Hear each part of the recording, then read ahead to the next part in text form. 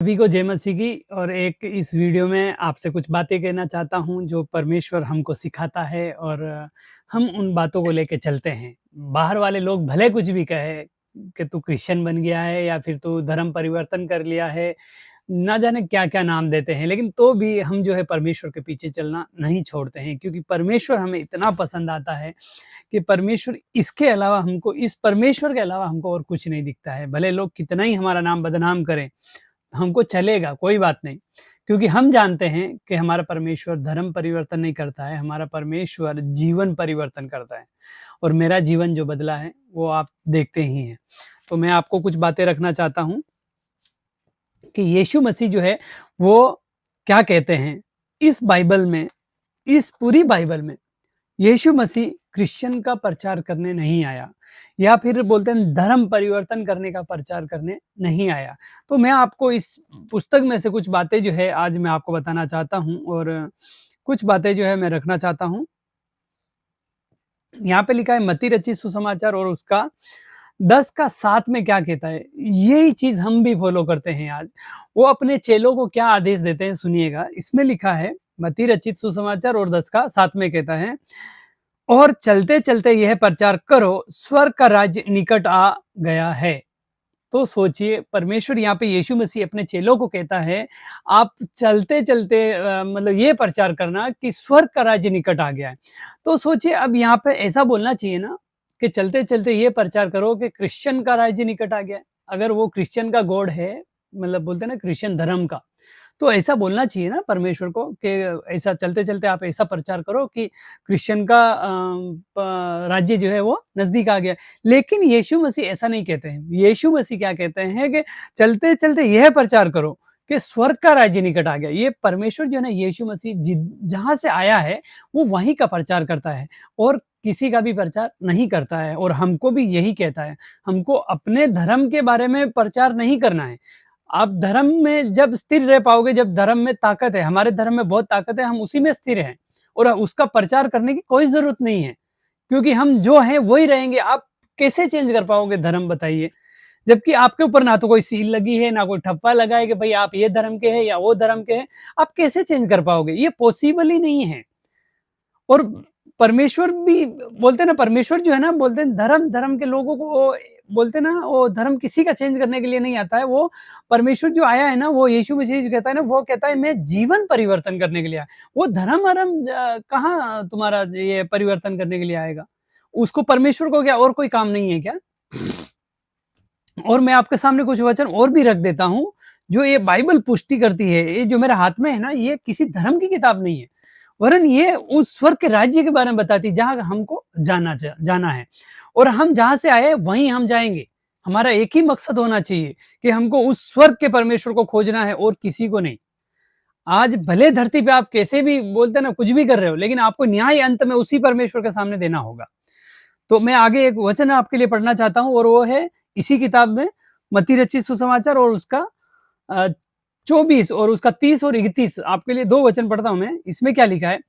तब मनुष्य के पुत्र का चिन्ह आकाश में दिखाई देगा, और तब पृथ्वी के सब कुलों के लोग छाती पीटेंगे और मनुष्य के पुत्र को बड़ी सामर्थ और ऐश्वर्यों के साथ आकाश के बादलों पर आते देखेंगे, और वह तुरही के बड़े शब्द के साथ अपने स्वर्गदूतों को भेजेगा और आकाश के इस छोर से उस छोर तक चारों दिशा से उसके चुने हुओं को इकट्ठा करे। सोचिए, ये परमेश्वर, ये यीशु मसीह यहाँ पे खुद कहते हैं।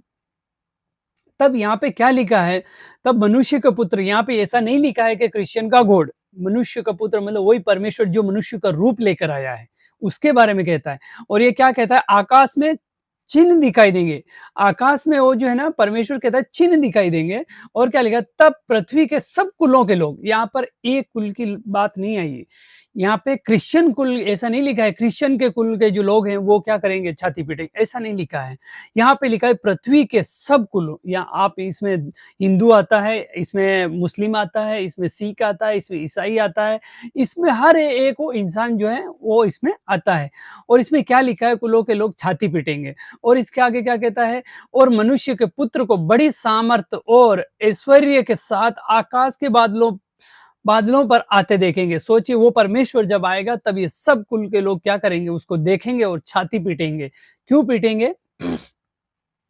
क्योंकि देखिए तुरही का शब्द जब होगा ना, वचन कहता है अपने स्वर्गदूतों को भेजेगा वो, और वे आकाश के इस छोर से उस छोर तक, सोचिए एक छोर नहीं लिखा है इसमें, पृथ्वी के जहाँ से सूर्य उदय होता है, जहाँ सूर्य अस्त होता है, उस छोर से इस छोर तक, ऐसा कहता है वचन। और क्या लिखा है? चारों दिशा से। सोचिए इसमें अभी इस छोर से इस छोर हुआ, उसके बाद चारों दिशा, पूर्व, पश्चिम, उत्तर, दक्षिण, ये सब दिशा इसने ली है यहाँ पे। और परमेश्वर जो कहता है ना, वो कहता है कि इसके चुने हुए जो है वो इकट्ठा कर दिए जाएँगे। तो आप अगर उसके परमेश्वर के राज्य के नहीं हैं और आपको उसके राज्य पे विश्वास नहीं करते हैं, तो आपका फिर कोई उद्धार नहीं है। आप तो वहीं जाने वाले हो जहाँ नरक में, जहाँ दूतों के लिए, जो बोलते हैं ना पाप करके जो स्वर्गदूत आकाश से नीचे गिराए गए, उनके लिए वो नर्क बनाया गया। लेकिन वो दुःख की बात ये है कि वो स्वर्गदूत अकेले नहीं जाएँगे, वो ऐसे लोगों को भी लेके जाएँगे जो उनके ऊपर विश्वास करते हैं। वो स्वर्गदूत कौन है? वो बोलते ना आपको, जैसे अंधविश्वास हो गया, किसी पे भी विश्वास करना। आपको कुछ क्वालिटी परमेश्वर की कुछ क्वालिटी मालूम ही नहीं है। ऐसे ही बस आँख बंद करके, वो उसने प्रणाम किया तो मैं भी प्रणाम कर लेता हूँ। उसने वहाँ पे गया तो मैं भी चले जाता हूँ। वो वहाँ पर यात्रा करके आया तो मैं भी चले जाता हूँ। अरे भाई वो यात्रा के मकसद क्या है? उसको प्रणाम करने का मकसद क्या है? उसको हम दंडवत कर रहे हैं, वो कौन है? क्या ऐसा आप चेक नहीं करेंगे? तो आप अपना जीवन ऐसा नहीं करोगे, तो आप अपना जीवन जो है किसी को भी दे बैठोगे, और तब आप जो है परमेश्वर के पुत्र को जब देखोगे ना, तब अपनी छाती पीटोगे कि हमने क्यों नहीं विश्वास किया, कि हमको विश्वास करना चाहिए।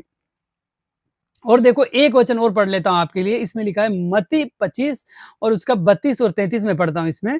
इसमें लिखा है, और सब जातियाँ उसके सामने इकट्ठी की जाएगी, और जैसा चरवाहा भेड़ों को बकरियों से अलग करता है, वैसे ही वह उन्हें एक दूसरे से अलग करेगा, और वह भेड़ों को अपनी दाहिनी ओर और बकरियों को अपनी बाईं ओर खड़ा करेगा। सोचिए परमेश्वर इतना सटीक है वो क्या यहाँ पर क्या लिखा है, और सब जाति हैं, यहाँ पे क्रिश्चियन जाति नहीं आया है।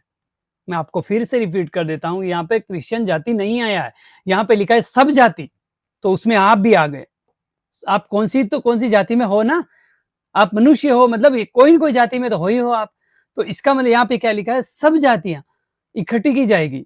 और जैसा चरवाहा जो होता है ना, एक भेड़ और बकरी जब मिक्स होती है ना, तब चरवाहा क्या करता है, भेड़ को अलग करता है और बकरियों को अलग करता है। और ऐसा ही यीशु मसीह करने वाला है। जो भेड़ है वो उसके ऊपर विश्वास करने वाली, जो बकरी है वो उसके ऊपर विश्वास नहीं करती। अब आप भी सोच लीजिए कि आप कौन-सी लाइन में हैं, भेड़ वाली लाइन में या बकरी वाली लाइन में? अगर आप यीशु मसीह पे विश्वास नहीं करते, तो आप बकरी वाली लाइन में हैं। अगर आप यीशु मसीह पे विश्वास करते हैं और उसके बताए हुए रास्ते पे चलते हैं, तो आप भेड़ वाली लाइन में हो। तो आपको खुद निर्णय करना है कि आप कौन-सी लाइन में रहना चाहते हो। क्योंकि परमेश्वर जो है वो बड़ा सटीक है, और परमेश्वर का वचन कहता है कि जीवते परमेश्वर के हाथों में पड़ना भयानक बात है। तो सोचिए, आप अगर विरोध में हैं, तो आपका पक्ष में, अगर परमेश्वर ही आपके विपक्ष में है, तो आपके पक्ष में कौन होगा फिर सोचिए। आप परमेश्वर के बारे में उल्टा-सीधा बोलते हो ना, अरे तू तो क्रिश्चियन बन गया, अरे तू तो ये बन गया, अरे तूने तो जाति बोलते ना बदल दिया, तूने तो धर्म बदल दिया, तूने तो ये कर दिया। लेकिन सोचिए उसके साथ अगर परमेश्वर खड़ा है, तो आप उसके विरोध में हो। किसके?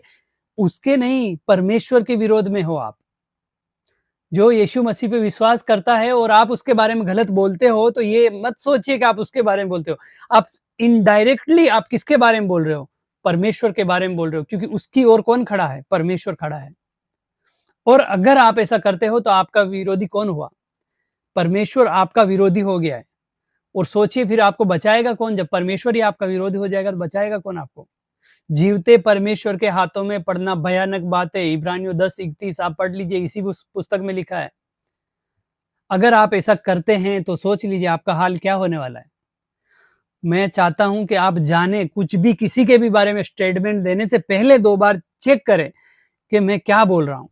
मैं आशा करता हूं आप इस वीडियो में बहुत अच्छी तरीके से सीखे होंगे, और आगे भी ऐसी बातें मैं आपके सामने लाया करूंगा। आप इस पेज को फॉलो कर सकते हैं, लाइक कर सकते हैं, क्योंकि मैं परमेश्वर का ही वचन यहाँ पर शेयर कर सकता हूँ, और दूसरा मैं दुनियादारी का नहीं कर सकता हूँ। क्योंकि हमें परमेश्वर इसीलिए बुलाता है कि तुम चलते-चलते स्वर्ग के राज्य का क्या करो? प्रचार करते रहो। क्यों उनको बताना है हमको, ये जैसे वचन मैंने आपको सब स्टार्टिंग में पढ़ा ना, और चलते-चलते यह प्रचार करो, स्वर्ग का राज्य निकट आ गया है। सोचिए ये दिन कितने अंतिम दिन है, इसमें आप जी रहे हो। आज ना जाने कौन-कौन से पाप है, आप उसमें से अपने आप को बचा के रखिए। परमेश्वर आप सबको आशीष करे। मैं आपको ऐसी ही बोलते हैं ना ज्ञान की बातें, और भी परमेश्वर के ज्ञान की बातें मैं आपको सिखाता रहूँगा। परमेश्वर आप सबको ब्लेस करे। God bless you.